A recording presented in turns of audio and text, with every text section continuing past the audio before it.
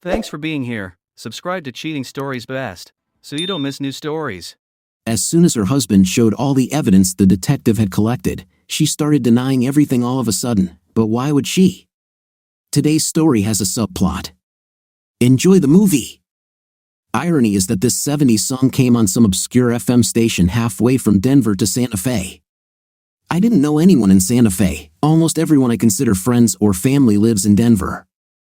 I have season tickets to Colorado Avalanche games.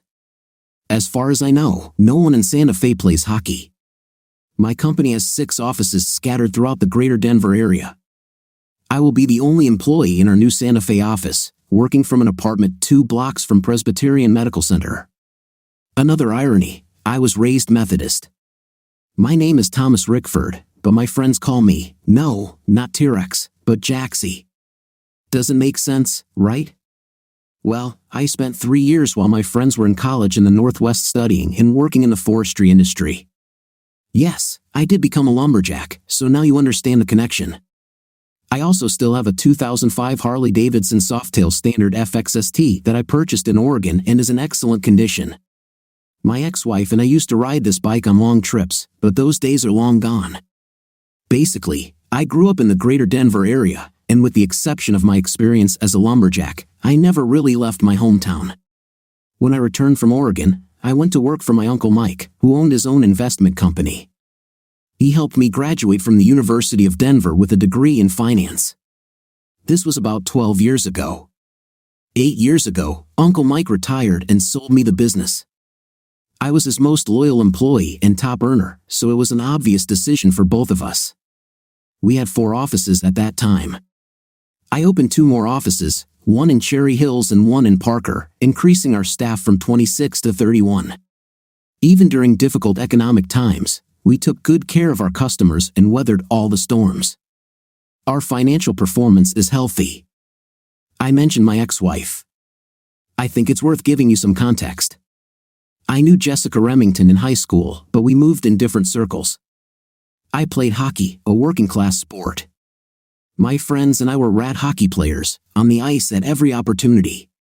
We didn't do anything except hockey and homework. We only did homework because we had to have a 2.5 GPA to be on the team. She played soccer, was in the National Honor Society, and was a class officer. Our paths rarely crossed. I wasn't ugly, rather, I looked rough, 6 feet 1 inch and 170 pounds wet, with long brown hair in school because I hated spending money on a haircut. Girls who like hockey players, and vice versa. It's not an acquired taste, so I've had a few dates. Hockey players use the word damn in most sentences. For example, what a shitty move, a good goal, Ricky, what the heck? Get the puck out of the zone, hey Ricky, that number 17, he's such a piece of shit, I hate the Red Wings. Okay, you get the idea. Hockey players are also very united, we always stick together. If we are on the same team, we are completely committed to each other. Even parents of hockey players usually hang out together. That's true. We all have a little bit of the least loved child syndrome. We assume that most people outside of the hockey world don't care much about us and think we're a bunch of hooligans. Both statements are probably true, which is another reason why Miss Jessica Remington and I were never more than acquaintances in high school. There's one more thing you should know before we continue. Jessica is amazing. I don't mean cute or attractive, I mean she can be stunning. She attracts attention when she enters a room, deep red hair, fair skin, 5 feet 7 inches with an unstoppable figure, blazing green eyes, quick wit, and quite a strong personality. Since high school, she could have had any guy she wanted. She never dated the captain of the football team because he was an amazing athlete but also a bit of a nerd. I know that doesn't happen often, right? In those days, she didn't have a regular boyfriend, she just hung out with a small group of friends. Sometimes I saw her with a popular guy, but that was it. We didn't talk until 3 years after I moved back to Denver from the Northwest. I was a little toned up from climbing and chopping trees, and there was almost no fat on my body. I was playing in a men's hockey league with a few friends when she walked in. Apparently, her friend Trisha Carmichael is into hockey. She was dating our goalie, Mike Tooney. I may have forgotten to mention that hockey players add her or Y to any name they hear. Jaxie, look at the stands. Is that Jessica Remington? Sure damn sure looks like her, Beamer. I can't believe she walked up to the skating rink. She's with Trisha, Tun's girlfriend. She's probably supporting her. I was a red-blooded American boy, so I played hard to try to get her attention. I scored 2 goals and made 1 assist. After the game, we showered and were heading through the rink's heating area when I walked past her. Hey Thomas, good game. Are you going to stop and say hello to an old school friend?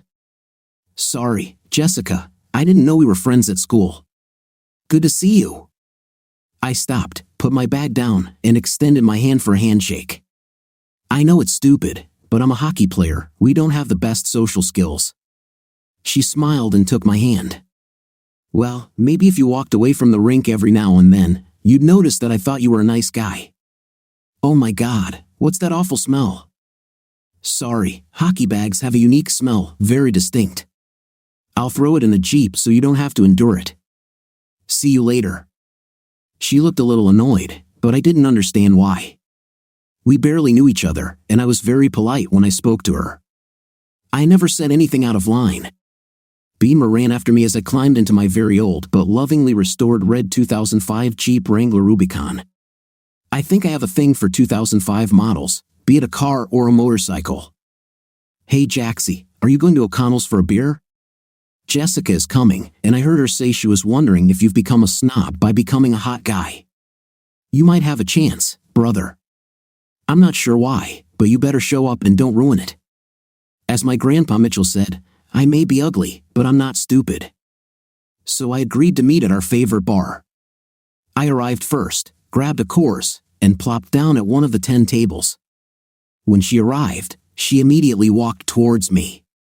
Listen, Jaxie, is that your name? Sorry if I offended you, but your bag really stinks. But I would like to spend a little time together without a bag and talk. Damn, I mean sure, Jess. I'd love to hear what's new with you. For the next 2 hours, it seemed like we were the only two in the place. I bought her a beer, and she bought me 2. We talked about the past. She attended UCLA and studied marine biology. After graduation, she spent a year as a junior at the Southern California Marine Institute and learned to surf, but she was a mountain girl at heart and returned to Denver. She was currently pursuing her teaching certificate and hoped to begin teaching high school math in the fall.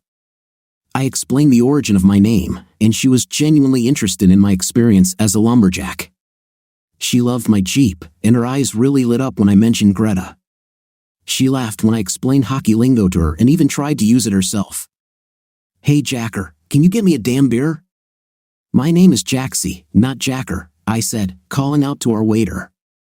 Well, the way you tried to avoid me at the skating rink made me think Jacker was more appropriate, she said with a wicked smile. Damn me, was all I could say in response. She winked at me and said, perhaps. Before we left, we hugged politely, and she gave me her cell phone number. Call me. I'd like to ride Greta if you'll take me. I've never ridden a motorcycle, but it's on my bucket list. I waited 2 days before calling her. Believe me, I wanted to call 5 minutes after we parted, but I didn't want to look desperate. I tried to sound cool, calm, and collected, when in reality, I was anything but. Hey Jess, this is Thomas. I was wondering if you wanted to join me on a trip this Saturday. We could go to Leadville, there's a music festival there this weekend. Damn you, Jaxie. I have a social life, and I can't just ditch my plans at the last minute for some hockey player, even if he's a star scorer. I was a little confused and stuttered, sorry Jess, I didn't mean to seem too pushy. Maybe next week. Damn you again, Jaxie. I'd love to join. What time do you want me ready? Well, it's about a 2-hour drive, so how about 9 a.m.? I'll be ready. She seemed ready to hang up. Hey, wait a minute. I don't know where you live. You're a smart guy, Jacker. Figure it out yourself. My name is Jaxie, I replied, a little annoyed at her mockery, but the line was already dead. I called Timney, who in turn called Trisha and got Jess's address. On Saturday morning, I knocked on the door of her condominium in Golden at 9 a.m. sharp. When she opened the door, I almost fainted. She was wearing shorts, not too short but not too long, a white tank top over a red and white plaid long-sleeve shirt, and black Texas-stitched cowboy boots. A UCLA hoodie was tied at the waist. I almost said damn me, but I restrained myself. She saw my expression and smiled.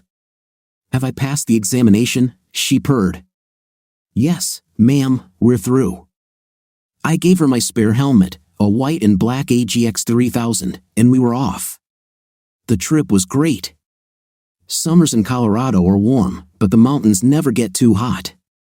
The first part of the trip was comfortable, but as we entered the foothills, we stopped to put on warmer clothes. She put on her sweatshirt, and I grabbed my black leather Roland Sands running jacket. I noticed that she liked the way her driver was dressed. "If we do this again, I'll have to dress like a biker chick," she said, nudging me in the side. Leadville was amazing. We enjoyed several bands, ate delicious tacos, and talked for what seemed like hours on end. Everything went great, but this was the first time I noticed guys staring at her. Some of them were reserved, while others received pokes in the ribs from their girlfriends or wives. More disturbing, in retrospect, was the way she seemed to encourage such interactions. She smiled or winked. However, I was too caught up in the moment and was simply enjoying the company of a beautiful woman who was interested in me. When I dropped her off around midnight, we talked at her door, and she gave me a friendly kiss, thanking me for a nice day. "I really enjoyed being with you today, Thomas. Greta was amazing, and I hope you call me again.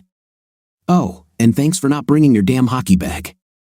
She told me earlier that since everyone called me Jack or Jaxie, she wanted to be different and call me by my real name, even though my parents and grandparents were the only people on the planet who called me Thomas. Who am I to argue? That day marked the beginning of 2 months of casual dating, which led to us becoming an exclusive couple. We texted every day and talked on the phone almost every night. She received her teaching certificate and took a job at a local high school. She had hoped to teach high school math but figured it wouldn't take long if she applied herself. After 4 months, we decided to introduce our extended families. I met her parents, her 2 younger sisters, Meg and Beth, 2 grandmothers, and 1 grandfather. There were cousins, but none of them lived in Denver. She met my family too: Mom, Dad, my little brother Mikey, Uncle Mike, Grandma and Grandpa Rickford, and Grandma Mitchell.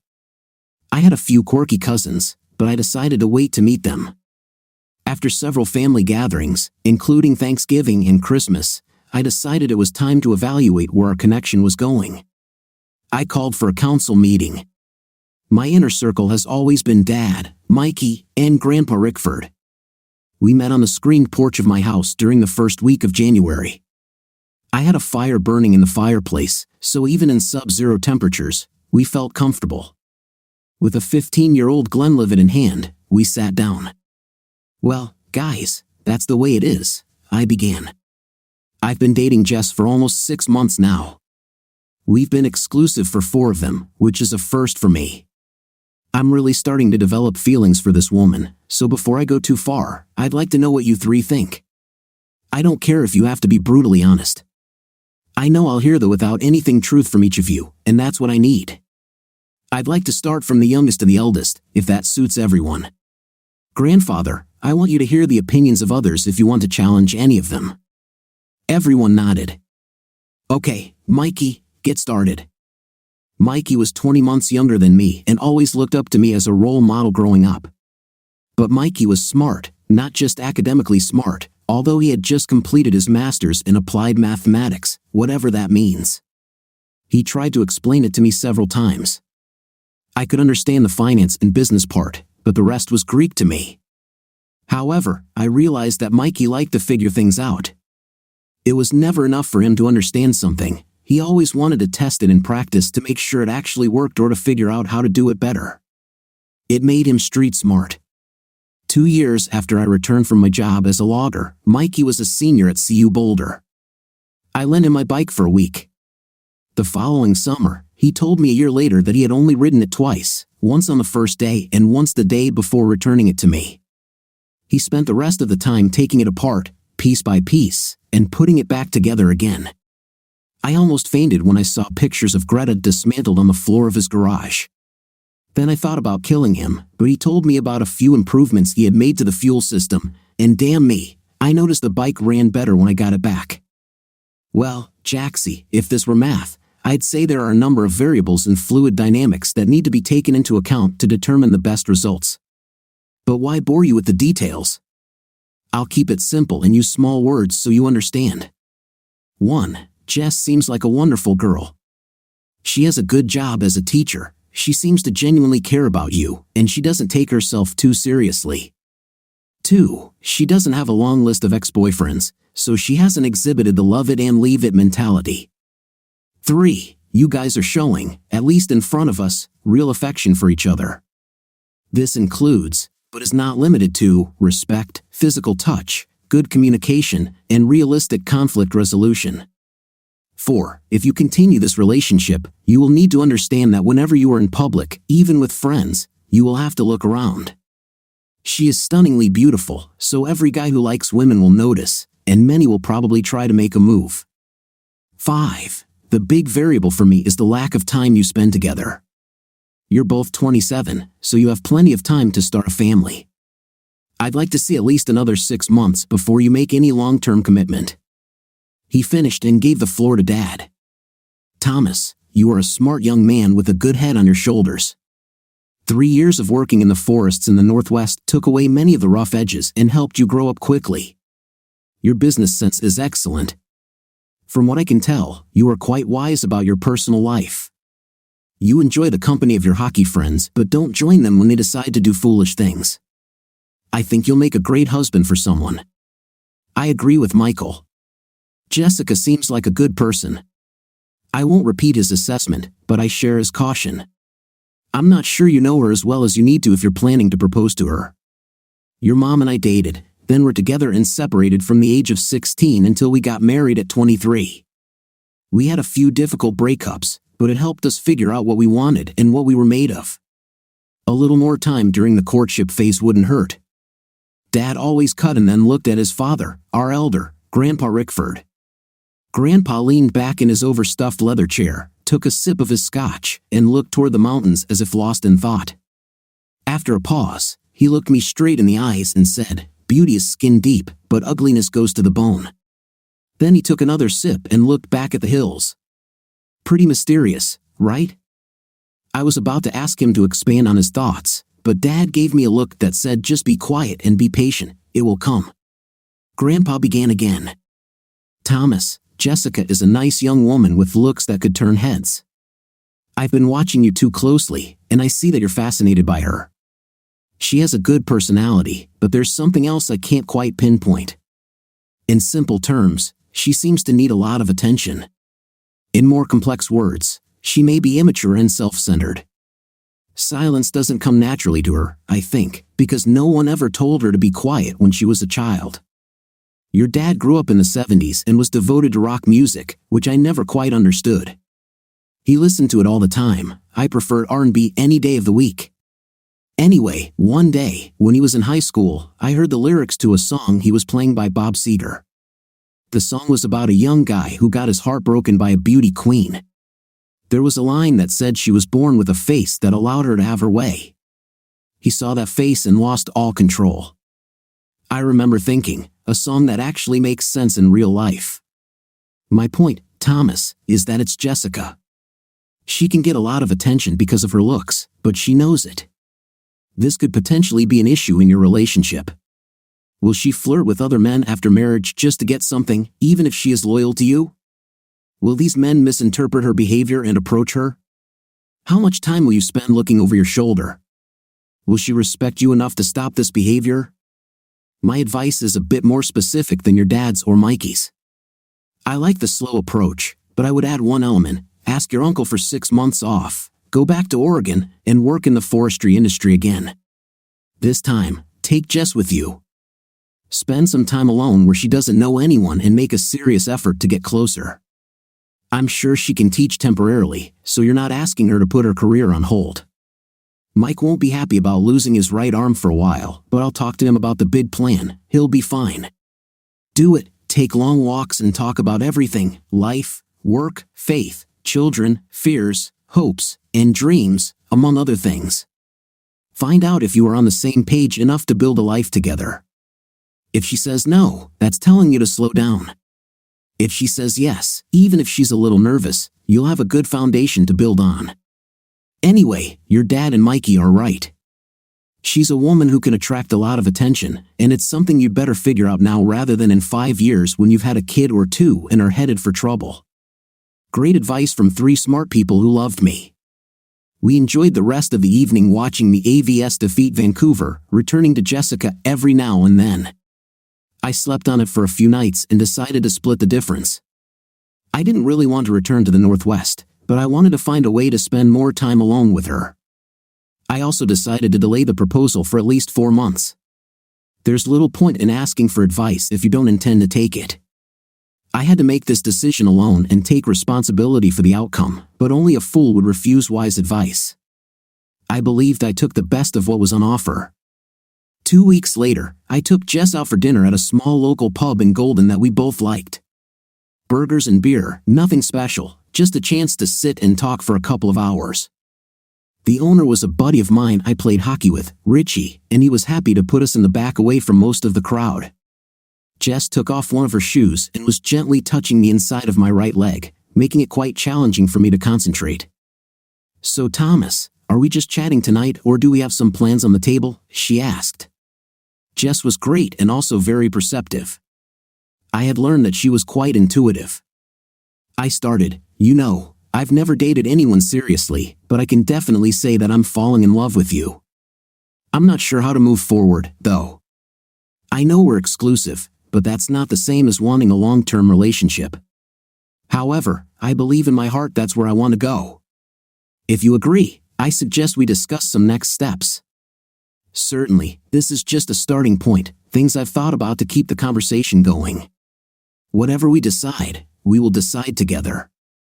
This must have caught her attention because she stopped teasing me. I had already begun to imagine a more intimate scenario, but she took my hand in a caring gesture, slightly romantic but not flirtatious. "Well, Thomas, I'm very flattered that you thought about this so much," Jess said. "Tricia and I stayed up until 3 o'clock in the morning talking about this very topic last Saturday. I'm scared because I'm falling in love with you too and I've never been so serious with anyone before. So why don't we start with what you've come up with?" I spent the next 20 minutes expressing my thoughts. We should meet each other for at least another 4 months, spend more time alone on weekends and at least 2 evenings a week discussing specific topics, and seek advice from older couples we respect about what makes a good relationship, including physical compatibility. Jess raised an eyebrow at one point. "Come on, I know you're tough, but what if you're not good in bed?" she teased, receiving a playful nudge from me. She looked at me with her bright green eyes and then smiled widely. "I agree with all your ideas. If I remember correctly, you've already practiced the last one. There are a few things I can teach you." I proposed, "How about we start with lesson 1 right here? The theme is the art of seduction." Jess replied, "When a young woman caresses your thigh with her foot, it definitely means Thomas won't be getting any self-gratification tonight, earning me an approving look." Jess shared a few more ideas while we finished our beers and then we headed out. The vibration of the motorcycle between us had its effect as we walked back to my apartment. Jess hugged me tightly and occasionally let her hands slide below my waist, almost making me lose control. When we arrived at my apartment, I was putting the key in the lock when Jess whispered in my ear, "I'm not sure I should be alone with the hockey player. My mom always said you're all just looking to get into my pants. Maybe I should head home before things get out of hand and affect my reputation," I said. In one swift motion, I pushed open the door, turned, and lifted her over my shoulder, playfully giving her a swat. "No chance, little one. You've been teasing me all night, and now it's time to see where this leads." We were already in the bedroom, and I gently placed her on the bed. After our intimate moment, she cuddled up to me and kissed me softly. "Well done, Thomas Rick Ford. You've shown me you're quite capable," she said with a smile. "Now, let's freshen up and see how well you make love." As I drifted off, I hoped that this was the real deal because it felt truly amazing. Our 4 months of intentional time invested in our relationship had been mostly smooth. However, looking back, there was a subtle issue that I should have noticed sooner. About 3 months later, we were spending a Friday night at a local pub with live bands. It was just the two of us, enjoying a few drinks while Jess taught me how to dance. We were having fun when I excused myself to use the restroom. I was only gone for a couple of minutes, but when I returned, Jess was standing next to our table, talking to a guy who seemed familiar but whose name I couldn't recall. They were standing unusually close, which made me feel uneasy, especially given the warnings from my friends. I stayed calm, though, and headed to the bar to order 2 more beers while keeping an eye on them. I couldn't hear their conversation, but it was evident Jess was engaging with him, laughing and occasionally touching his arm. She seemed to be enjoying the interaction, and though she glanced around as if searching for me, she didn't show any signs of missing me. When I approached the table, Jess noticed me out of the corner of her eye. For a brief moment, a look of guilt crossed her face, but she quickly smiled and greeted me warmly. "Thomas, remember Wayne from high school?" Jess introduced, her tone as if my presence was the highlight of the evening. Wayne, who had a slightly self-satisfied expression, extended his hand and said, "Hey Thomas, nice to see you. It's been about 10 years. You look good." "Kid," I said as I shook his hand and greeted him. "Let me clarify a few things. If you were paying close attention, he called me Thomas, not Jack, Taxi, or Ricky, which means he wasn't a hockey buddy. At best, he's just an acquaintance, not a friend." Secondly, Jess's expression made it clear she knew what she was doing was wrong. The question now was how she would react. She missed her first chance to address the situation. "Wayne, why don't you sit down and join us for a few minutes? Are you here with anyone?" "Thanks, I don't mind. Just with a couple of buddies. No one I can't leave for a while to catch up with old friends."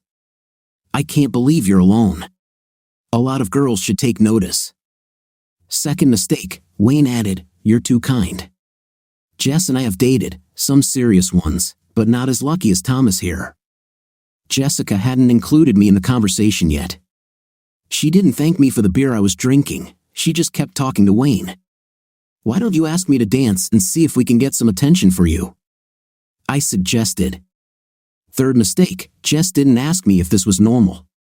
She didn't even look at me until she stood up, took Wayne's hand, and led him to the dance floor. "I'll be back in a minute, honey. Don't flirt with anyone while I'm gone." Wayne looked nervous as he walked with Jess. He was an inch or two taller than me and seemed like a clean-cut, rich kid. From what I remembered, he probably never fought in his life. I had several fights in high school and some in Oregon. Truth is, in the first week of working as a lumberjack, I got my 5th place kicked. I drank too much and threw a punch at a hillbilly who was about twice my size.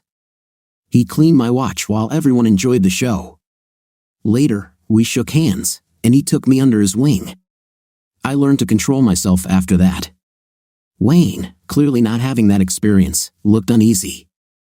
"Do you mind if I dance with Jess?" Wayne asked over his shoulder. "Of course," Jessica said with a tone that bordered on disrespect. There's no 4th strike in baseball, but Wayne managed to avoid being hit by at least being smart enough to ask. I followed an unspoken code among men. Jessica was in for a rude awakening when they returned to the table and I was no longer there. Greta and I had a great ride home under the moonlight, which gave me a chance to cool down. Jess and I didn't live together. I may be old-fashioned, but I believe it's disrespectful for a man to ask a woman to live with him without proposing first. Yes, we were very active, so call me a hypocrite if you want, but I think it's fair. It's too easy for a guy to get what he wants from a woman and then walk away if they're not officially committed. The journey home took 20 minutes. Another 20 minutes passed before messages started arriving. It was clear that Jess had not just danced with Wayne once or twice. "Thomas, where are you? I can't find you at home. What the hell? Why did you leave without taking me? You looked like you were having too much fun with Wayne. Come back and get me now, you an idiot. You're embarrassing me. Good night, Jess. I'm confident you'll be able to find your way home." My phone rang before I could turn it off, but I ignored it and shut it off. I figured I'd get a good night's sleep before facing the storm in the morning. Around 7:30 a.m., while drinking my second cup of coffee, Jess burst in with her green eyes blazing. Although we didn't live together, she had her own key. "You son of a... Thomas, how dare you leave me like that? Are you such a little boy that you just ran away because you were hurt? Are you such a big baby? Damn, you better explain this minute if you expect me to stay." Her nostrils flared, and her face turned red with anger. Her chest heaved heavily. Damn, she was cute. If I hadn't worked as a logger for 3 years, I might have been scared. "Would you like to sit down and have a cup of coffee, Jessica?" Hell no, I don't want to sit down or have coffee with a teenager like that. I kept my tone calm, though it might have angered her even more. I wasn't about to get into a fight with an angry Irish girl. "Okay, as you wish. Let me be clear, Jess. I am madly in love with you and want nothing more than for us to be together. However, I will never tolerate disrespect. What you did last night was unforgettable. We are not dating, we are not exclusive, but we are committed to each other. We even discussed ways to intentionally deepen our love in hopes of being together for life. Wayne was standing in your personal space, and you weren't supporting him. In fact, when I first saw you, you were touching Wayne's arm, showing your openness to him. Secondly, you didn't ask me if Wayne was welcome at our table, you simply ignored me and asked him to sit down. You then flirted with him, suggesting that other women should notice him. Finally, without consulting me, you didn't even ask him to dance. Even Wayne noticed and tried to check if everything was okay. You didn't allow me to speak up or answer his questions. So, Jess, what's respectful about this? How does this show my love or demonstrate to Wayne that we are together? How does this reflect your love for me? You're stunning, Jess, and I know you attract attention. I'm not saying I was entirely right to leave last night, it might have been childish. However, if we are to be together, it has to be mutual. What you did made me angry. I'm not going to compete for you, we're past that stage. You don't need to compete for me either, I am committed to you. This means you have the right to expect love, respect, and honor from me, and I expect the same in return. If that's not what you want, just tell me.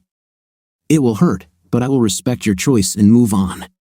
However, if you love me and want to continue our relationship, you need to also respect me. I won't tolerate anything less. Look at it this way, how would you have felt if someone we hadn't seen in 10 years was actively flirting with me while you were in the bathroom? What if I ignored you and danced with her without asking your permission?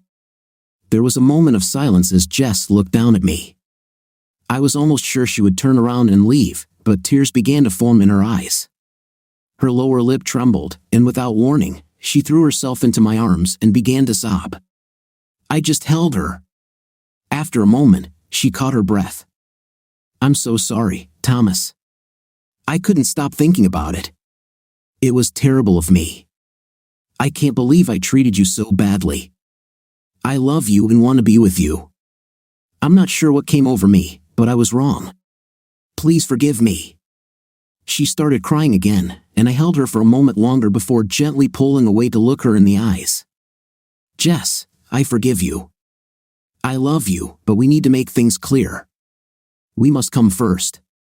I know guys will always hit on you, and that will be a part of my life until we're old. Even then, the guys at the nursing home will still notice you. We can't be disrespectful to each other." "I know, Thomas. That's absolutely true." She wiped her face with her sleeve. "Oh, I must look terrible. Give me a minute to wash my face, and then I'd love to have a cup of coffee and talk more about this to strengthen our love." 5 months later, we got married on a Saturday morning near Breen Ridge. It was a beautiful May day with sunny skies and temperatures in the mid-60s. It was a lovely event, even if my hockey buddies couldn't return their congratulatory calls. Surrounded by family and friends, we vowed to leave everyone else behind and live together as husband and wife. We enjoyed the day with those we loved most and left for our honeymoon around 6 p.m. Greta drove us to DWI, where we boarded a flight to Cobo. 9 amazing days later, we returned to early summer in Denver. Over the past months, Jess and I had talked a lot, gone on long walks, and addressed several important issues. We even saw a therapist to work through significant factors in our relationship, such as family backgrounds, expectations, and communication. I felt that I had listened carefully and taken the advice of the people who cared about me, embarking on a lifelong journey with the woman I truly loved. So how is it that just 4.5 years later, I'm driving down the highway single again after my divorce from Jess? I thought I listened carefully and applied the good advice I received. I believed we had worked through a lot of emotional, psychological, and relational issues before and after our marriage. I thought we were completely honest and committed to love, care, and respect. What I discovered the hard way is that those commitments mean little if the other person doesn't share the same promise in their heart. Jess had different definitions of these values that she never shared with me. There were habits in her life that she was unwilling or unable to break, putting our relationship at risk. Grandpa Rick was right. Jessica was beautiful on the outside, but her flaws ran deep. A year earlier, Jess had learned that her application to the local high school had been accepted. She was set to teach algebra, Roman numerals, and trigonometry to 10th graders. There were 2 older faculty members in the math department who were a few years away from retirement. If things went well, Jess might soon be teaching advanced math. According to Dr. Charles Wellborn, or Chuck as he was known, things were looking promising. But I'm getting ahead of myself. Jess was incredibly enthusiastic during the first 2 months of the school year. Every evening, she eagerly shared stories about her training and the students' progress. It was clear she enjoyed seeing the kids engage with math and loved teaching middle school. A significant part of her passion was watching her students enjoy learning. She often spoke about Dr. Wellborn and how much of a mentor he had been to her and the other new faculty members. I didn't think much of it at the time, other than he seemed like a good guy who wanted everyone to succeed. He was 15 years older than Jess, married with 3 teenage children. I first met him in early October. After hearing about his amazing personality and leadership, I was a little disappointed. He was about 6 feet 1 inch, fit and toned for his 40s, but nothing about him stood out. To me, he looked more like a standard professor than the dynamic leader Jess had described. I thought he was just a good guy, and Jess valued his support and leadership, so who was I to judge? I listened politely as she talked about how inspiring he was. It was around this time that I realized a large portion of our conversations were about her work, and a significant part of that was about Dr. Wellborn. When I talked about my work, hockey, or family, she would smile and listen briefly before returning to her own topics. Since this was my first marriage, I assumed this was normal. I didn't mind hearing about her day or her work, even about her boss, but I sometimes wished she would show interest in my life as well. Unfortunately, I never voiced this concern until it was too late. The week after Thanksgiving, I was on the phone with my mom. Despite how wonderful the men in my family are, my mother can hold her own in any conversation. We discussed the upcoming Christmas holidays and then shifted topics. "Thomas, how are you and Jess?" she asked. "Okay, Mom." "Are you sure?" she pressed. "Yes, I think so," I replied. "Thomas, you always have permission to speak freely with me. I know you won't gossip about Jess or speak ill of her. If you have concerns, it's because you care. So please, tell me what's on your mind." "Well," I began hesitantly, "she just always talks about herself and her work. I rarely hear her brag about me unless someone else does it first. She doesn't ask serious questions about what I'm doing. It seems strange to me. Enthusiasm in a relationship should be mutual. You support her and listen when she shares. I wonder why she doesn't reciprocate. I didn't bring this up with her because I don't want her to think I'm taking sides. I want to support both of you." We talked a bit more, and I thanked her for her concern. Although I didn't voice agreement or disagreement with her comments, I felt she had touched on a growing anxiety in my heart. I thanked her and promised to consider her words seriously. I decided to start keeping a journal of our conversations, not to trap Jess, but to track our interactions. I found that our discussions were mostly centered around Jess and her work. This realization made me uneasy, as I remembered the line from a song about someone who always gets their way. Jess was amazing in many ways, but in this area, she seemed immature and self-focused. I planned a weekend getaway to discuss and enjoy each other's company, something we had done intermittently during our marriage. I hoped this trip would provide a chance to relax, reconnect, and talk openly. I booked a cabin near Aspen, hoping we could relax, enjoy each other's company, and have some quality conversations. Before finalizing the reservation, I double-checked our schedule and saw no conflicts for the following weekend. I'd missed the hockey game and would have to deal with a few playful comments from friends, but I was confident I'd manage, especially if I made it up by buying the first round after the next game. I was excited to share my plan with Jess when she got home. After dinner, I told her about the weekend getaway, expecting her to be enthusiastic. Instead, she was quiet for a few seconds longer than I anticipated, then said, "Thomas, I need you to check with me first. Charles is planning a mandatory meeting for next Saturday morning to introduce new ideas for the next semester's curriculum." Her expression wasn't one of disappointment but rather annoyance that we couldn't spend the weekend together. "Jess," I said, "I did check with you." I looked at our shared calendar, and it wasn't listed. "When was this planned?" "About a week ago, I think," she replied, sounding less certain than usual. "I'm sure I added it, but I might have forgotten." This was the first time the shared calendar had been her idea, and I was frustrated. "Damn it, Jess, you're already working too hard. Now it seems like Wellborn controls your weekends too. This isn't fair." "Charles wants what's best for our math students and teachers," Jess said. "He just wants to help everyone. I don't think missing one Saturday is a big deal. We can probably find another day to go away together." "That's not the point," I said, growing irritated. "We've been using this calendar for months. It was your idea to use it.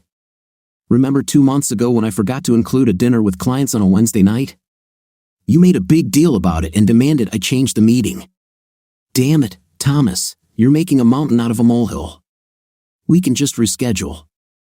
"Sorry, Jess," I said sarcastically, for wanting to plan a nice weekend with my wife and disrupting Charles's schedule.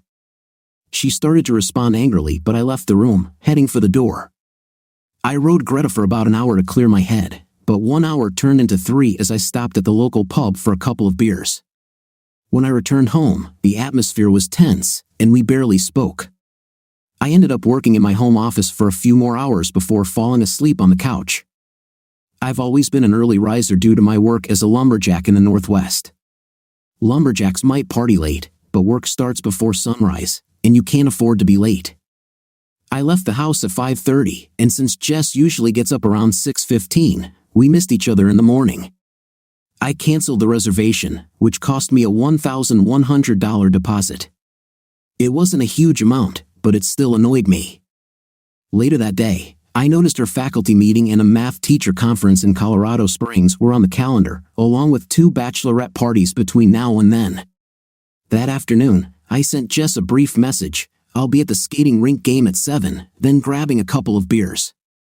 I'll be home around 11 o'clock. If you're unsure, check the general calendar, it's been there for 2 months." There was no answer. Over the next week, we continued our silent struggle, speaking only when necessary.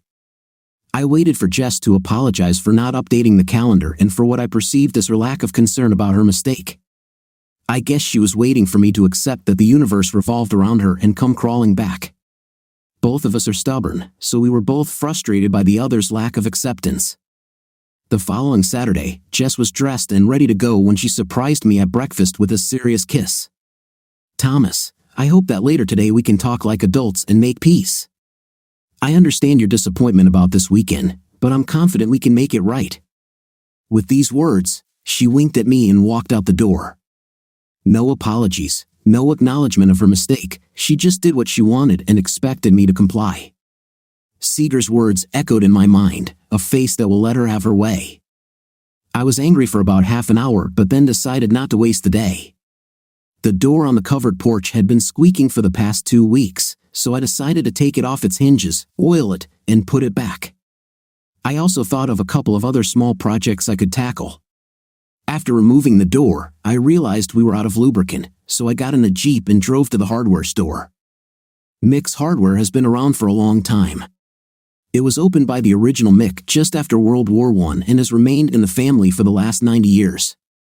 The store is now run by Mick IV, along with his 2 sons, MCV and Eddie. I played hockey with Eddie, and MCV only worked in the store on weekends because he taught math at the same school as Jess. Imagine my surprise when I walked in and saw MCV helping a woman pick out a snowblower. He smiled and waved at me as I entered. The surprised look on my face must have surprised him because he caught up with me a couple of minutes later in aisle 9, where I was getting oil. "Hey, Jaxie, what's up, buddy? Heard you scored a goal and 2 assists on Thursday. Eddie said you played pretty well for an old man." "Hey, yeah, it was a good evening. Sorry if I gave you a weird look when I walked in, but I thought Wellborn was holding a meeting for math teachers this morning. Did you decide that the store couldn't do without you and you quit?" Now it was his turn to look puzzled. "I'm sorry, Jaxie, but I think you're wrong. I'm still teaching, but Wellborn hasn't scheduled a meeting for today. He's an arrogant jerk, but even he's not stupid enough to ruin our weekend. Jess told you we had a meeting?" I somehow maintained my composure. I must have misunderstood what Jess said when she ran out the door. Then I thought of something else. "Hey, do mathematicians ever go to academic conferences?" "Yes, of course," he replied. I felt relieved for a moment, but then he continued, "Our next one is in Estes Park at the end of March. I plan to attend half of the seminar and then go skiing." Trying to breathe and act more or less normal, I deflected, "That sounds like you, although I'm surprised you plan to attend only half the meetings." "Yes, I know. I'm probably getting old. We'll talk later, Jaxie. I need to make sure Eddie isn't trying to take credit for my snowblower sales." With that, he left, taking with him any trust one had in Jess. I paid for the oil and got into the Jeep. Damn, why is she lying to me? I drove past the school, trying to find her car. I checked all 4 parking lots, not just the one near the math classrooms. No cars, no lights on, no one. My mind was racing along with my heart, and I needed to calm down and think. I assumed the worst, and assumptions are known to lead to bad places. I needed to know the facts about my wife. Where is she? What is she doing? Is she with that damn Charles? I couldn't just go home and wait. I went to the cafe, took a cup of coffee, and sat down in the far corner of the bistro. An hour later, notepad in hand, I had a plan. My insurance agent was a guy from my hockey team, Pat Cookie Cook. He was surprised that I was calling on a Saturday morning. "Hey, Jaxie, what did you do? Break your leg trying to practice your pathetic skating skills? It better be this way, Cookie. I need some of your time. Can I meet you in your office?" He knew from the tone of my voice that it wasn't a broken bone but something serious. 15 minutes later, we were sitting in his conference room. "When you suspect insurance fraud, do you have a trusted detective investigate?" "Of course, Jaxie. But why do you need a detective? This is completely confidential, right?" He looked at me as if I had committed the greatest insult in the history of the world. "Sorry, buddy, but my head is spinning. I think Jess might be cheating on me, and I need to find out without anyone knowing. Do you have someone who could help me?" "Damn it, Jaxie. I hope it's not what you're thinking. No, I don't have a boyfriend, but I have a girlfriend. She is the best, almost invisible, tough as nails, and always finding the truth. I can put you in touch with her right now if needed. It's not cheap, but it's the best. Thanks, Cookie. Yes, I hope I'm wasting my money on my fantasies. Please call her." Her name was Ella Compton. Since private investigators work unusual hours, she agreed to meet with me later in the day. I returned home, finished the porch door, took a shower, grabbed a bite to eat, and met her at 1 p.m. I texted Jess that I was running errands and would be home around 3. Ella was a relatively short woman, about 5 feet 5 inches, but if you looked closely, it was clear she was not to be trifled with. She smiled politely as we spoke but had a steely tone in her voice, accompanied by a businesslike approach to her work. I explained everything to her in as much detail as possible.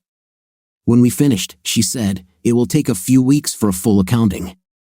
My investigation will extend beyond the New Year's holiday." "Because you think she's lying about the conference?" "I'm not cheap, Mr. B, but I promise you'll know the truth when I'm done.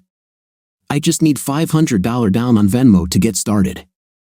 I will issue the rest of the invoice when the work is completed. I sent the advances she requested and asked a couple more questions. We stood up, shook hands, and parted. I felt like I was at rock bottom, but I knew I had to keep up appearances. I had to be dishonest with everyone I loved and respected, but secrecy was the only way to find out the truth. Jess was home when I arrived, working in the kitchen and humming to herself. I kissed her on the cheek and told her I needed to take a shower, trying to ignore the thought that she might have had a night with Chuck. Luckily, I had tickets to the Avalanche vs. Predators game that night, and Jess rarely came with me. I took Mikey, and she was more than happy with that. Before I left, I lied for the first time. Jess, I'm sorry I reacted so strongly this weekend. I wanted us to spend it together, but I shouldn't have talked to you like that. Please forgive me. Of course, Thomas. I understand your disappointment. I'm also sorry that we couldn't leave, but we'll be going soon, just the two of us. To the end, huh? I thought. The next 6 weeks were hell. I put on a happy face at the office, at home, and with my family. Christmas was painful as we exchanged gifts and visited my parents for lunch, then went to our families for dinner. New Year's was even worse, if that's possible. We went to dinner and danced, and Jess kissed me at midnight. Later, in our hotel, we were intimate. The physical aspect was the hardest. We were together at least once a week, and although I still appreciated her physically, it felt more like a routine than an expression of affection. There was no warmth, no pillow talk, just physicality. If she noticed, she didn't show it. New Year's Day fell on a Friday, so we celebrated with dinner at my parents' house on Sunday. Grandma and Grandpa Rick Ford were with us. We were hugging and saying goodbye around 6 p.m. when my grandfather quietly called me aside. I'm sorry, Thomas. I'm so sorry, he whispered so that no one else could hear. Sorry about what, Grandpa? I asked, honestly not understanding his meaning. Sorry I was right, he said, his face sad. I was right. The ugliness goes all the way to the bone. He nodded toward Jess. Just know that we are all with you, no matter what happens. I wanted to collapse into his arms and cry. He saw the tears in my eyes. No tears, Thomas. You can handle it. There will be time for tears later. For now, just do what you need to do. We Rick Fords always support each other. At that moment, he gave me strength, and I knew I could handle it. 3 weeks later, I was sitting in Ella's office across from her desk. She had called me earlier in the day to say the report was ready. I asked to meet at her office, not mine, because if the news was what I expected, I didn't want to fall apart in front of my employees. She began, I'm sorry to tell you, Thomas, that you spent a lot of money to find out that your wife is cheating and lying. I assume you've prepared for the worst, but if you need a few minutes to get ready, I can give you some time. No, please continue, I said. Ella was the first to introduce a new nickname that would stick. Well, Chuck is sleeping with your wife, usually at the Hampton Inn in Inglewood. They choose this location because you don't have offices there. They are very careful, behaving exclusively professionally at work and among colleagues. They drive separately to parking lots or truck stops where they're unlikely to run into family or friends, far enough away to be invisible but not so far that they can't get home quickly if needed. As you suspected, there was no conference in Colorado Springs. They spent that weekend in Gunnison, in a remote cabin outside of town. Their meetings occur approximately once every 8 or 9 days. As far as I can tell, they've met at least 6 times. Since you hired me, I have audio and video of their last 2 meetings at the Hampton, thanks to a friendly front desk clerk. Don't worry, I'll add it to your bill. I also have photos of their meetings, driving to the hotel, and pictures of the entrance and exit. I have some conversations from their burner phones, thanks to listening devices in their cars. The evidence is undeniable. She passed me a 2-inch thick folder across the table. Everything is here, although I advise you not to look at the photos or listen to the recordings too soon, they're very graphic. For some reason, I was able to remain calm throughout our conversation. I asked several follow-up questions, and she answered each one thoroughly. When we finished, I asked her to send the final invoice to my private business address. I collected the folder and got up to leave. Mr. Rickford, if I may, this is the best and worst part of my job. I am selective in choosing my clients. I try to avoid liars and deceivers. I never help anyone cheat on their spouse, coworkers, or family members. I've tested you, and I know you're a good guy, even a great one. You don't deserve this. I hate to break this news to you, but this is the best part of my job because now you know the truth. You can deal with this honestly as you see fit. You are no longer in the dark. You may have been a cheated husband, but not anymore. Now you can regain control of your life and get back on the right path. Thank you, was all I could say. The last thing she added, I dug into Chuck a little more. This isn't his first rodeo. If you want help taking him down, I'll offer my assistance for free. It's a shame this isn't the one I'd hoped for, or we could have had it resolved before sunset. When I went outside, I noticed that it was starting to snow. Gray twilight seemed to envelop my world. I sat in my Jeep for a few minutes, trying to figure out what to do next. 5 minutes later, I called Jess. She answered on the third ring. My second lie, hi honey, I had to go to Boulder this afternoon to see a client. They were in a real mess and needed my help urgently. It's snowing heavily here now, and I still have a couple of hours of work to do, so I'll be back tomorrow. Oh, sorry dear, I was planning to surprise you and come to your hockey game today. Please be careful and get home safely tomorrow. I love you. Thanks, was all I could manage. I was planning to visit my parents, but on a whim, I stopped at the Hampton Inn in Inglewood. I parked a couple of lots away, in a spot where I could watch the entrance. My Jeep was hidden from view by several bushes bordering the parking lot. I decided to wait for about an hour.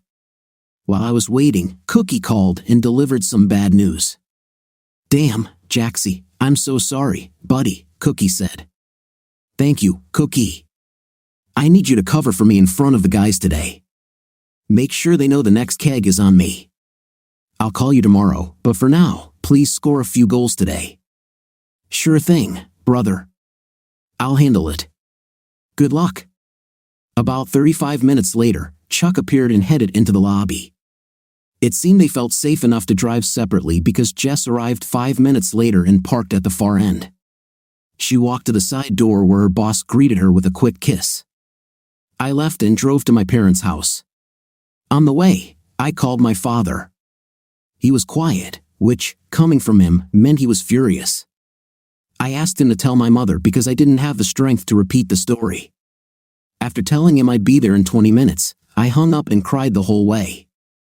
When I arrived, I saw cars that belonged to Mikey, Uncle Mike, and Grandpa.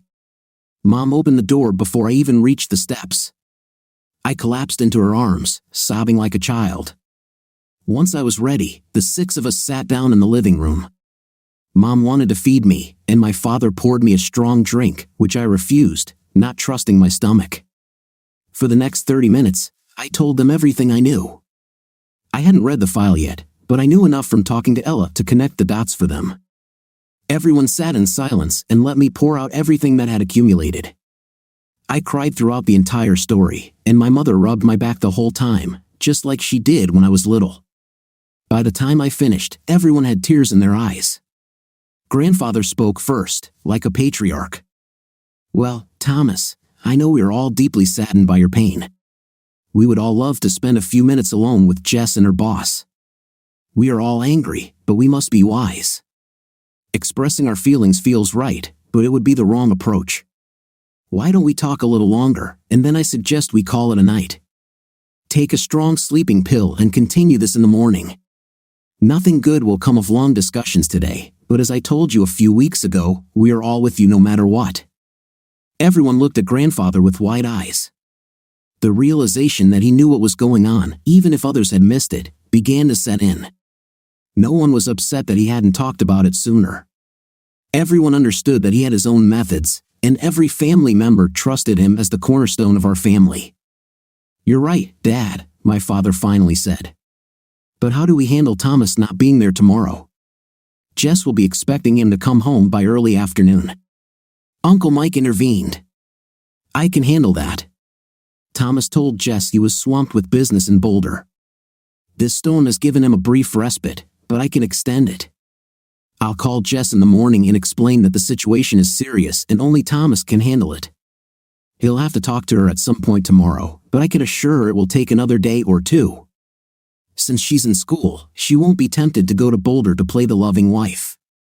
We agreed on this plan, adding a few suggestions from Mom and Dad. When we finished, my brother came up and hugged me as if it was our last time together. More tears. Uncle Mike hugged me too. Grandfather came up and took my face in his hands. "You can handle this, Thomas," he promised. After everyone left, I went to the guest room, took a couple of pills from the medicine cabinet, and within 20 minutes, the medicine and my emotional exhaustion did their job. I passed out.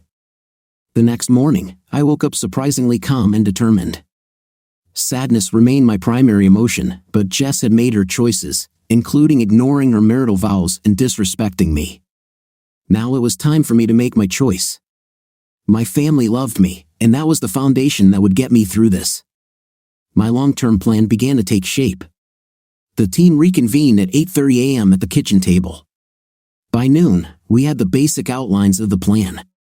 My next stop was the lawyer Uncle Mike recommended. I wanted someone who had successfully advocated for people like me, husbands whose wives had cheated. I arrived at the law firm exactly at 1:30. After introductions, I sat down with the second of the three lawyers. Meredith Beach Cochran was a pleasant-looking woman whom I assumed was in her late 40s. She had steely blue eyes and a firm handshake. We exchanged pleasantries as best as we could in this situation.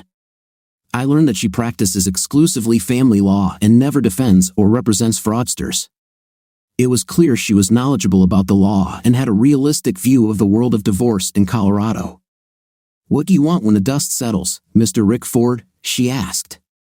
"I'm not quite sure yet," I replied. "I know I don't want her to leave our marriage with an extra penny, but I guess that's not realistic. However, our prenuptial agreement clearly protects my family business in case of divorce due to infidelity. I want to keep my good name, which means I don't want us to hide the fact that her betrayal is the reason for my lawsuit. I want her lover's name to be known publicly.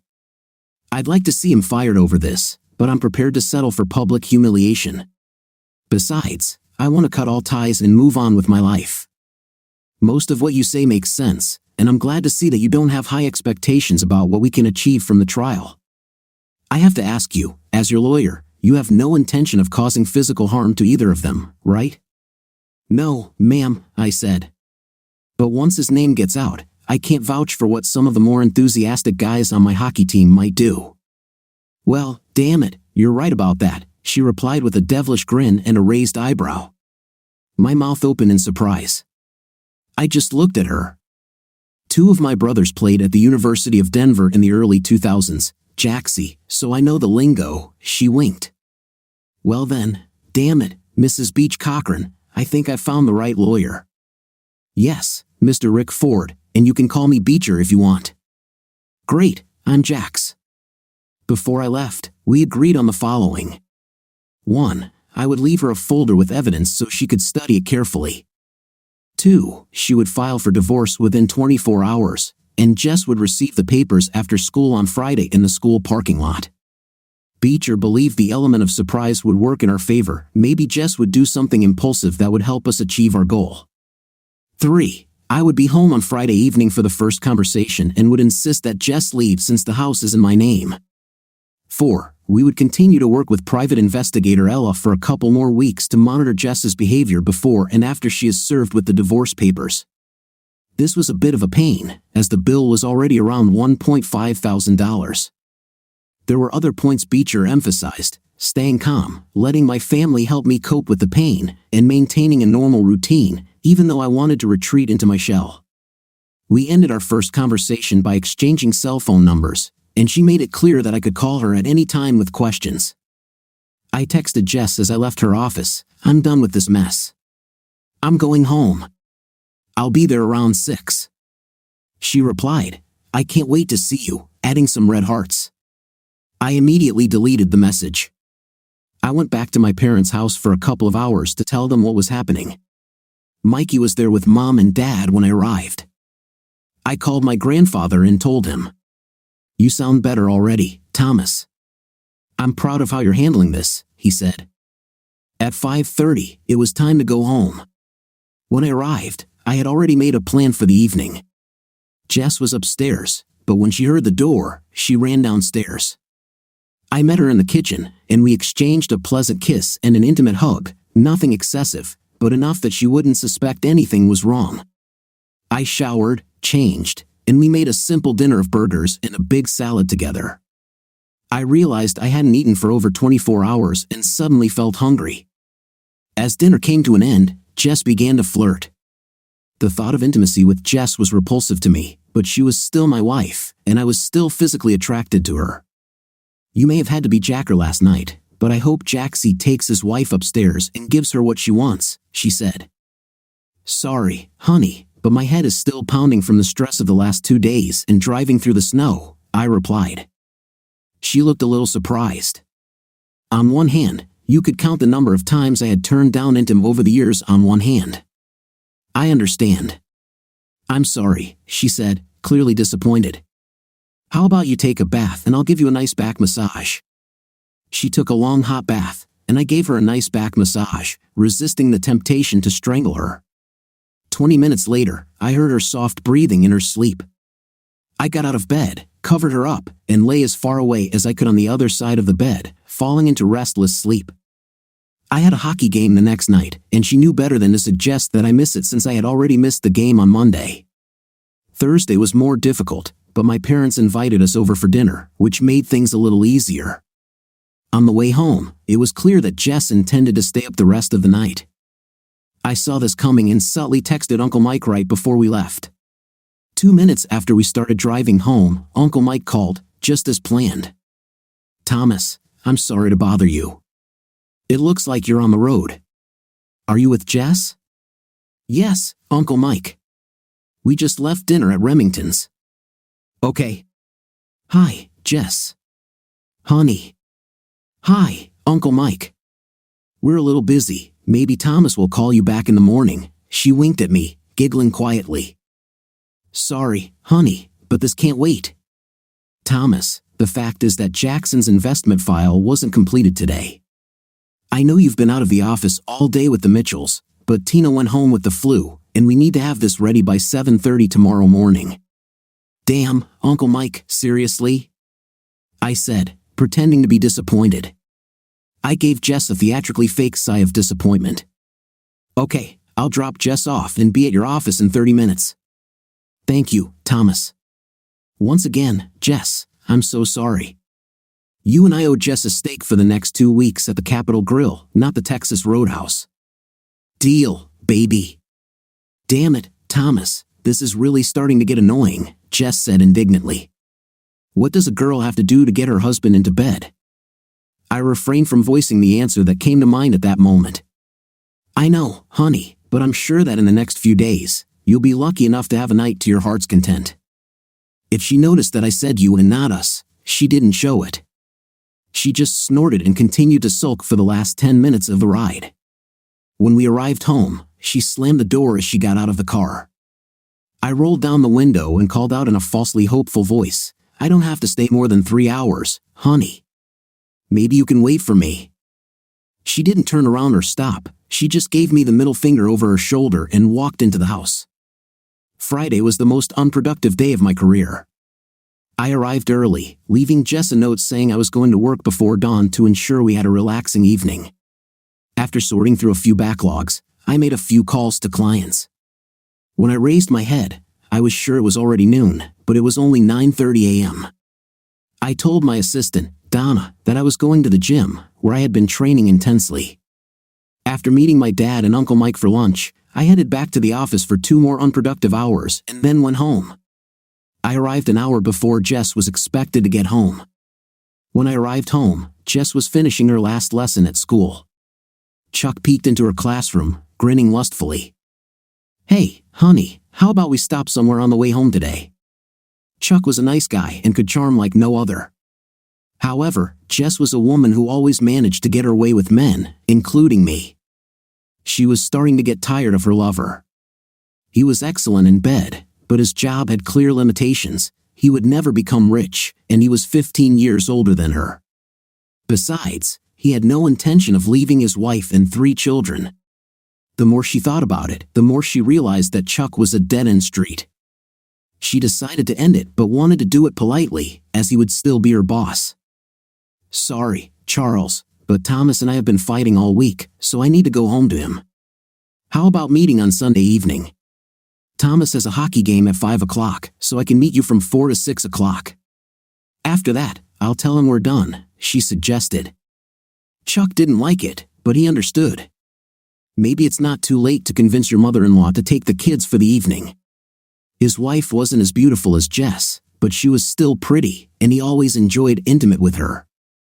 "Okay, I'll pick you up from the bus stop at 4 o'clock, he said, whistling as he left her classroom. Jess was relieved that she was going to break up with Chuck.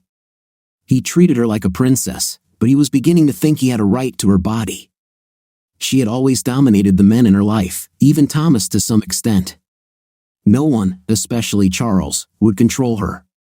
After sitting down for half an hour and grading her math tests, Jess realized that she still adored her husband. Some of the essential connections between love, loyalty, devotion, and honesty that are crucial to a healthy marriage were not functioning in her mind. It didn't occur to her that she should feel guilt and shame. Jess should have realized how selfish and narcissistic she was deep down, but it eluded her. It never occurred to her that her true ugliness was inherent. All this was about to change. "Excuse me, are you Mrs. Jessica Rick Ford?" the woman asked as she approached Jess in the parking lot, holding a manila envelope. Being a female bailiff, she often used her gender to serve wives discreetly, which tended to reassure other women. "Yes, it's me." "Sorry, I don't know you." "Who are you?" "I have an important document for you, so excuse me for asking, but can I see your ID?" "Of course," Jess said, confused and intrigued. A polite, friendly trick always worked. Jess wore a teacher's badge around her neck. She took it out and showed it. "Is that enough?" "Great, thanks." "Mrs. Jessica Rick Ford, you have received the documents," the woman said, handing Jess a folder. She accepted it, and the bailiff turned around and left, wondering why some women were so naive. Stupid people always accept documents without even thinking, she chuckled as she got into the car and drove away. "Wait, what? I don't understand who you are. What is this?" Jess didn't get a response, only the sight of a woman slowly driving away like the dawn over a dark early morning.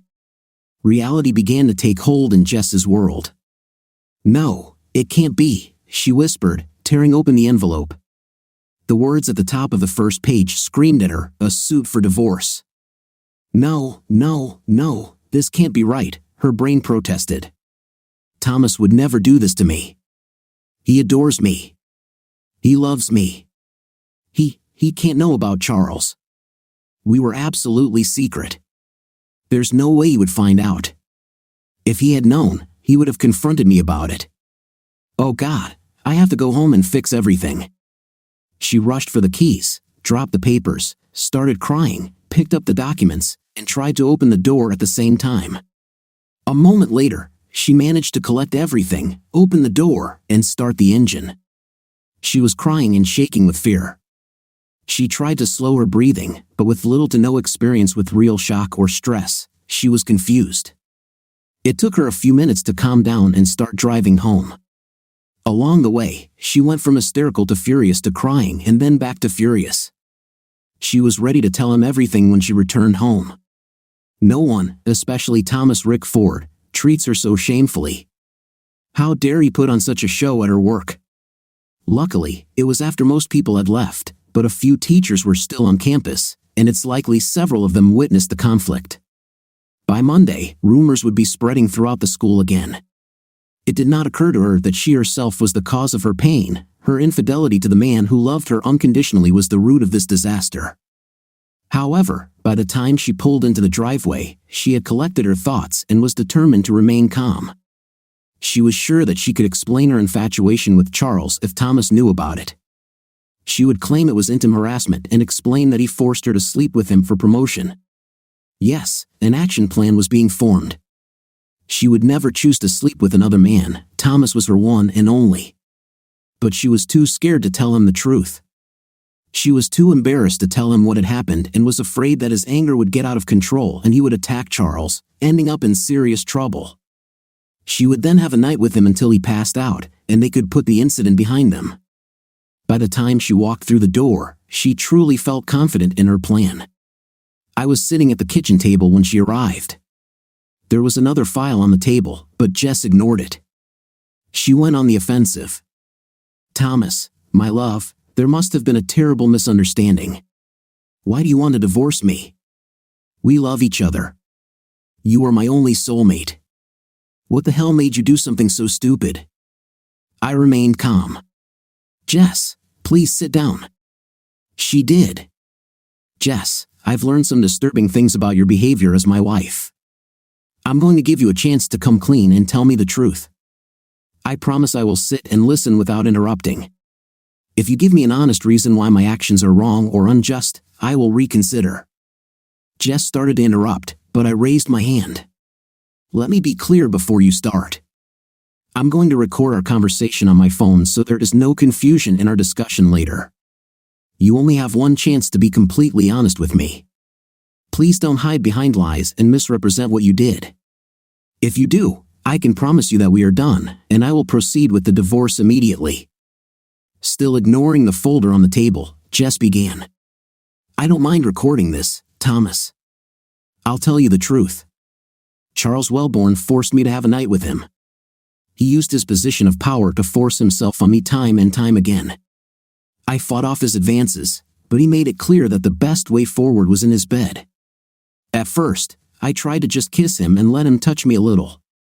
I hated every second of it, but I endured it because I was depressed and didn't know what to do. But this was not enough for him. He always demanded more." As Jess continued, she began to cry.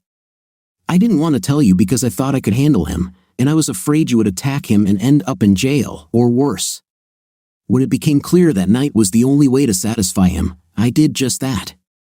In fact, he was in my class this afternoon after school, trying to get me to sleep with him before I came over to your house, but I turned him down. Oh, Thomas, I'm so glad you know now. You can help me put an end to his bullying. I can't prove it, but I've heard rumors, and I think he did this to other teachers before me." At that moment, Jess laid her head on the table and began to sob. "Jess, I'm really sad, but I have to say it was an amazing performance." "Thomas, what are you talking about? How can you say such terrible things after I gave you my soul? Jess, you always knew how to get your way with men, including me. You are so beautiful on the outside, and sometimes we are so gullible that we believe there is beauty on the inside. Let me tell you what I know." With that, I opened the file and began to explain everything to Jess. "You've been sleeping with Chuck for at least 2 months, maybe longer, but I'm sure it's been that long. You two have been going to the Hampton Inn in Inglewood." At this point, I started moving the pictures around the table so Jess could look at them. She began to turn pale. At least 6 meetings in the last 2 months.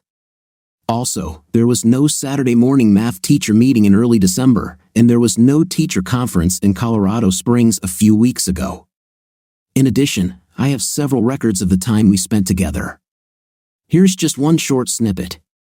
"So, my dear, loving, faithful wife, you certainly do not look like a woman who has been taken against her will or who is trying to reluctantly appease an abusive boss. Your voice in these photographs tell the true story. You slept with Chuck at least 8 times, including one entire weekend in Gunnison. And that's just the tip of the iceberg, a cheating wife who thought she could set her husband up and get away with it." Jess sat there, mouth agape, for the first time in her life speechless, coming to the conclusion that she couldn't constantly flirt, bat her eyelashes, and solve her problems. I continued, "You broke my heart, Jess. I have no idea how many tears I have shed over the past couple of months realizing your betrayal. My work and family relationships suffered. My self-esteem has hit rock bottom, and I repeatedly asked myself why. Why would you ruin my love and our marriage for some outside intimate with a school teacher? Some people say that the opposite of love is hate, but I think the opposite of love is indifference. And that is how I will treat you. I won't care about you anymore. Thomas, No, Jess, not anymore. I packed a bag for you. If you want to go upstairs and get a few more things, that's fine with me, but you won't be in this house tonight. My lawyer's contact information is in the packet you have, so if you want to come and remove more of your stuff, just let her know. I'll make sure I'm not here. If you want, I'll throw it away or burn it, but Thomas, please, I'm sorry. I was too scared to tell you the truth. I screwed up royally, but we can get through this. I want to be with you and only you. Scared, Jess? Is it true? When have I ever given you a reason to fear me? I never raised my hand to you and rarely even raised my voice. If you were afraid, it was because you were afraid that you wouldn't have your cake and eat it too. Thomas, I will not leave this house like a defeated woman. You can't kick me out. This is my home too. The Irish side of her was beginning to emerge, and she wasn't about to give up without a fight. Jess, I replied, keeping my cool. I bought this house with my own money before we got married. It is registered in my name. Luckily, we don't have children, so you can't argue that you need a house to look after the kids. Our prenuptial agreement clearly states that I keep my assets if we divorce due to your infidelity. I know that your appearance allowed you to almost always get your way, but you should have read this document more carefully before signing it. If you wanted to deceive me and steal my home from me.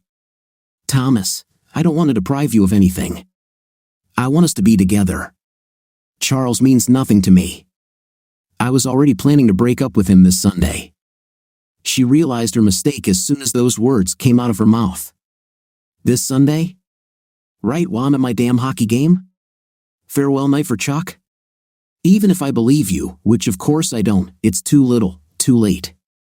I swear, Thomas, I don't care about him. It was a stupid hobby on my part.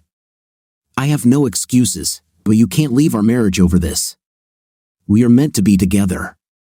Yeah, Jess, that was stupid. It was also selfish and cruel. But let's be clear, I'm not leaving our marriage. You threw it in the trash when you spread your legs for Chuck. The full weight of her infidelity began to sink in, and she started to sob. I sat with my arms crossed, waiting for her to pack up and leave. Finally, she spoke. Where should I go? What should I do? It's up to you, Jess. But here's what you should know, my family is aware of what happened. They have been by my side for the past couple of months as I learned of your betrayal. I didn't tell your parents, you'll have to do it yourself. However, if you lie to them or distort the truth, I will not feel any guilt about sending them a copy of this file. I'm not going to physically attack Chuck. However, you should know that by Monday morning, your director will be aware of what has happened. I am not going to sue the school because the administration did not know about your connection, but I'm not going to hide who had a night with whom and how often. Chuck can handle this himself. If his wife contacts me, I will tell her the truth. I'm guessing you know he has 3 children. Their lives will explode, and it will be on your conscience too. So, like I said earlier, I don't care about you anymore. Where you go is your business. Sleep with Chuck or whoever. I'm done. The locks on the doors have already been changed. I didn't touch your money or accounts. You have enough money to live. You will see that the divorce I propose is more than fair given the circumstances. You can sign the papers now or wait, but I advise you to find your own lawyer if possible. Collect everything you need and be kind enough to leave my house. Jess finally gave in. She wiped away her tears, went upstairs, and gathered a few more things. When she left, she walked through the kitchen. I sat quietly, emotionally drained from the confrontation but relieved that it was over. Sorry, Thomas. Yes, Jess, you're right. Here I am, 8 months later, divorced and heading to Santa Fe. Why am I leaving, you ask? Good question. The answer is simple, I need some time away from it all. I love my family deeply and know they love me, but like my trip to Oregon 15 years ago, going out on my own again will be difficult. But it will give me a breath of fresh air. I'll spend a year or 2 growing the business and then hire someone to run the New Mexico office. I'll probably move back to Denver, closer to my family and friends.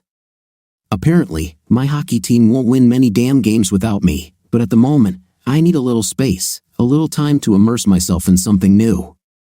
A little adventure is exactly what I need. The only woman I plan to spend time with is Greta. As for Jess, well, I'm not sure what she's up to. I heard through the grapevine that several of the hockey players' wives and girlfriends took her away for a girls' weekend when they found out what happened. I don't know exactly what happened, but rumor has it that Jess had a not-so-pleasant, intim-filled weekend. Looks like she didn't expect it, but apparently, hockey women are just as loyal as hockey men. Chuck? It seems that Dr. Fielding, the school's principal, must also come from a hockey family because she made Chuck's work life as miserable as possible. His contract was not renewed, and he left the state. His wife is very upset with him about the divorce, and as far as I know, his children do not want to talk to him. Interestingly, he has become friends with Tricia and now goes to some of the hockey games. Before Chuck left town, he fell down the stairs while leaving his gloomy apartment in downtown Denver. All my hockey buddies were at O'Connell's pub when it happened, at least, that's what 20 witnesses said. Well, heck, maybe Bob Seeger wasn't right. What do you think of our story today? In my opinion, the husband did the right thing by hiring a private investigator who did the right thing and got the evidence he needed. What's your impression? Write in the comments. Until new videos.